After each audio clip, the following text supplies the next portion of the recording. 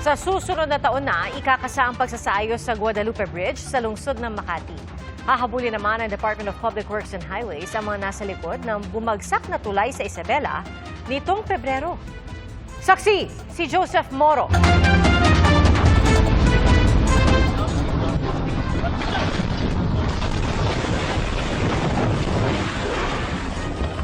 Nitong Pebrero, bumagsak dahil sa bigat ng dumaang truck ang Kabagan Santa Maria Bridge sa Isabela.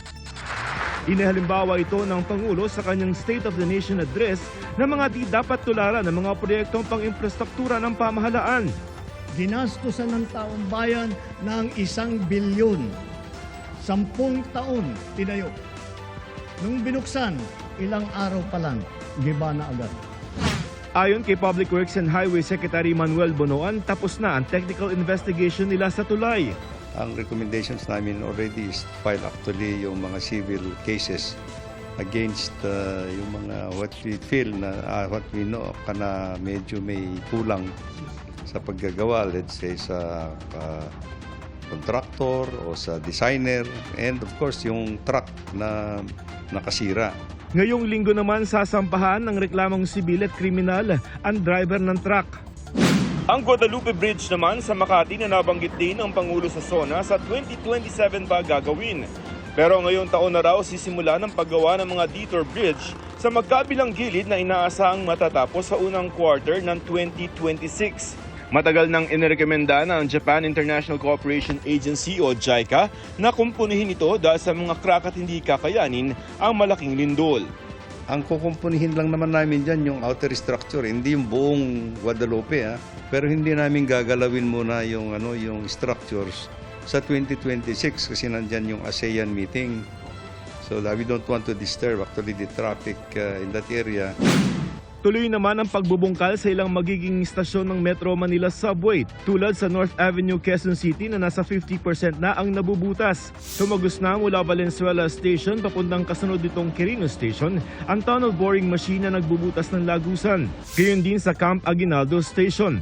Ang Ortigas Avenue Station sa Pasig naman na 3 taon ang delayed ang konstruksyon, masisimulan na. Naresolba na kasi sa wakas ang problema sa right-of-way ayon kay Transportation Secretary Vince Dizon. Hopefully within the next few weeks, we will start construction already finally. After 3 years since the groundbreaking. Kinumusta nila ni Pasig City Mayor Vico Soto ang isa sa 2 istasyon ng subway sa Pasig kanina. Sa ngayon ay may mga rerouting ng pinaiiral sa bahagi ng Pasig. Madadagdagan pa yan pag itinuloy yung konstruksyon at magtatayo ang DOTR na mga access road. Alam naman natin ang problema sa traffic.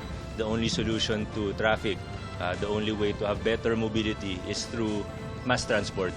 Kaya kami sa LGU, ginagawa namin ng lahat ng pwede namin gawin para makatulong. Kung may delay man, at least hindi sa amin yung delay. Papunta na sa Pasig ang paghuhukay ng tunnel boring machine mula sa Camp Aguinaldo Station.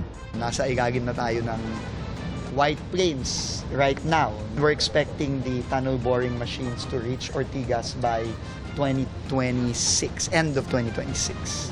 Dahil sa mga right-of-way issues, tulad dito sa Pasig, delayed na ng 5 taon ang Metro Manila Subway Project. Pero susubukan daw ng pamahalaan na makapagpatakbo kahit 2 istasyon mula Valenzuela hanggang Quirino sa 2028. Susubukan namang mapaabot ang biyahe hanggang Ortigas Station sa 2030 o 2031. Para sa GMA Integrated News, Joseph Morong ang inyong saksi. Mga kapuso, maging una sa saksi. Mag-subscribe sa GMA Integrated News sa YouTube para sa iba't ibang balita.